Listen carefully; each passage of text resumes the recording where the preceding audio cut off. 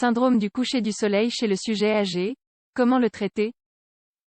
Les personnes âgées atteintes de démence sénile ou de la maladie d'Alzheimer sont plus susceptibles de souffrir du syndrome du coucher du soleil.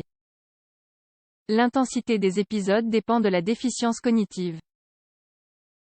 Lorsque le soleil se couche, des symptômes désespérés pour les personnes âgées qui souffrent du syndrome du coucher du soleil apparaissent. Ce syndrome touche les patients atteints de démence, de dépression ou de la maladie d'Alzheimer.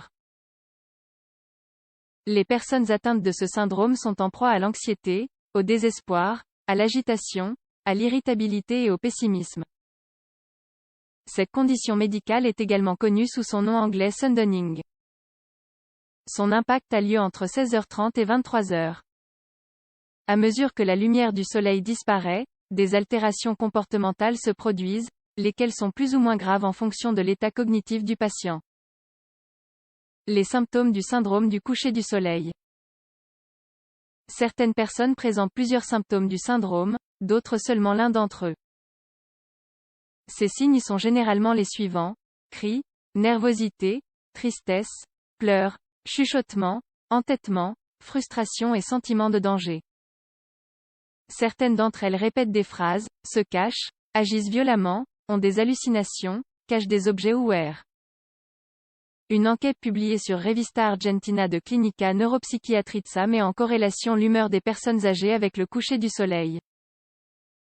L'étude précise que la confusion et la désorientation s'expriment par l'anxiété, la peur, l'irritabilité, l'apathie et la dépression.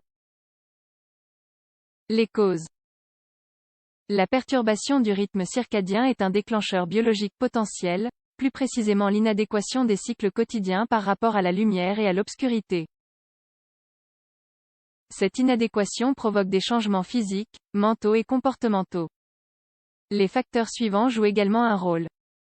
Peu ou beaucoup de lumière, ce qui conduit à la perplexité et à la peur, en particulier chez les personnes ayant des problèmes de vision, épuisement à la fin de la journée, surtout quand il y a des choses à faire, isolement social déclenché par une mobilité réduite, manque de connaissance de l'environnement, ainsi que des changements inattendus dans l'environnement, besoins physiques non satisfaits, tels que la faim, la soif, le sommeil ou l'hygiène, déséquilibres hormonaux et interruption de l'horloge biologique interne. Comment réagir face au syndrome du coucher de soleil? La mise en place de comportements à un moment précis permet d'agir de manière appropriée. Par ailleurs, la mise en œuvre de mesures environnementales, telles que le changement de chambre du patient ou le réglage de la lumière, sont également utiles. Planifier des activités qui demandent peu d'efforts pour que la personne âgée soit occupée pendant la journée est aussi une bonne mesure. Cela permettra d'améliorer son sommeil nocturne. De même, il est essentiel qu'elle suive une routine alimentaire. Les patients ont tendance à manger moins et, à mesure que la maladie progresse, ils errent pendant de longues périodes, ce qui entraîne une agitation. Concernant le traitement médicamenteux, il est jugé utile lorsque le patient présente des symptômes de dépression, de troubles du sommeil ou d'un niveau d'anxiété très élevé.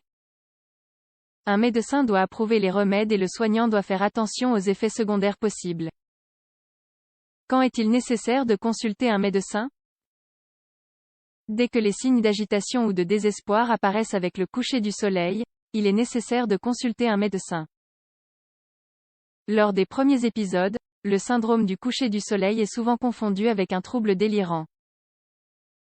La différence est que les délires se produisent à tout moment de la journée.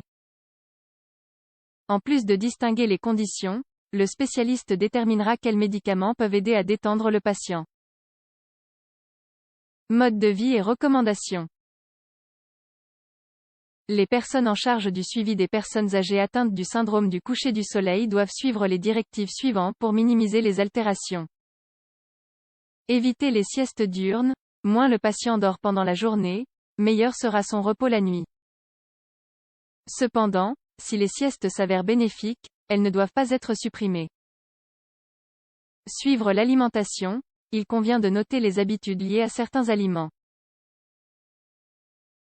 Le patient ne doit pas consommer trop de sucre, ni de caféine, d'alcool, des boissons gazeuses et d'autres substances qui perturbent le sommeil.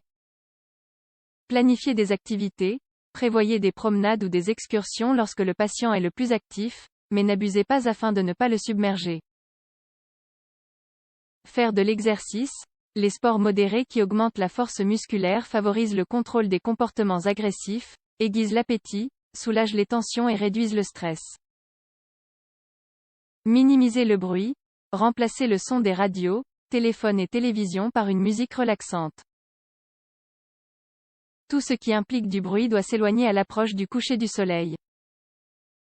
Régler l'éclairage. L'éclairage des pièces réduit les effets de la nuit. À l'aube, le patient doit être exposé à la lumière artificielle ou naturelle, afin qu'il ne se réveille pas entouré d'obscurité. La luminothérapie est une alternative pour le traitement de l'insomnie chez les personnes âgées. Anticiper les surprises. Si vous créez une routine dans laquelle le patient peut anticiper ce qui va se passer, l'impact du syndrome sera moindre. Administrer correctement les médicaments. Le syndrome du coucher du soleil est plus supportable avec une administration correcte des médicaments prescrits. Le rôle du soignant dans le traitement du syndrome du coucher du soleil. L'aidant à la patience et sait réagir face à un épisode de ce type. Il est essentiel de rester calme et de ne pas s'emporter, car les attitudes de la personne âgée ne sont pas intentionnelles. Il est conseillé de valider les sentiments du patient, de lui expliquer que vous l'écoutez, de lui transmettre de la sérénité et de lui faire une activité qui le calme. Il est nécessaire que la famille ou ceux qui vivent avec lui adhèrent aux mesures pour améliorer son confort. Plus important encore, si l'aidant a besoin d'aide, il doit en faire la demande.